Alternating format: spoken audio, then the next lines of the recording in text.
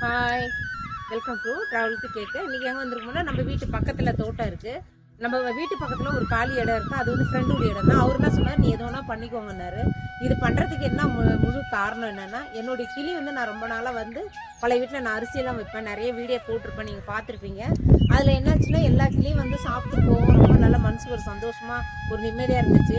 இப்போ நான் வீடு கட்டி நான் வேறு இடம் வந்துட்டதுனால கிளி வரலன்னு ஒரு கவலையாக இருந்தது. அது என்னாச்சுன்னா, இந்த துவரை போட்ட போன வருஷம் நிறைய கிளி வர ஆரம்பிச்சு வந்து சாப்பிட்டு இப்போ என்ன பண்ணுது, வர ஆரம்பிக்குது கொஞ்சம் கொஞ்சமாக.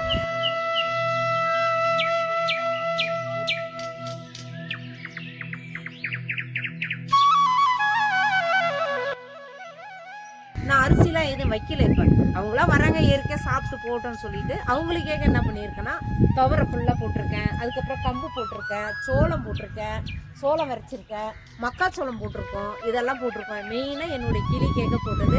அவன் என்ன பண்ணுறா, ஃப்ரெண்டு ஃபுல்லாக கூட்டிகிட்டு வந்தான். இப்போ கூட ஒரு 6-7 கிளி இந்த டேங்க் மேலே உட்காந்துருந்தது நேரம்.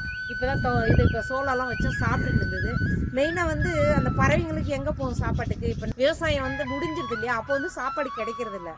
அப்போ நிறைய வந்து கத்திக்கிட்டு ஒரே இது பண்ணுதுங்க. அதனால இப்போ நான் திரும்ப வந்து எதுவும் அரிசி வைக்காம இயற்கையாக என்ன வேணும் அவங்களுக்கு, துவரை, கம்பு, சோளம் அந்த மாதிரி போட்டு விட்றேன். வந்து சாப்பிட்றாங்க. ரொம்ப மனசுக்கு சந்தோஷமாக இருக்குது. அவங்களும் வந்து சாப்பிட்டு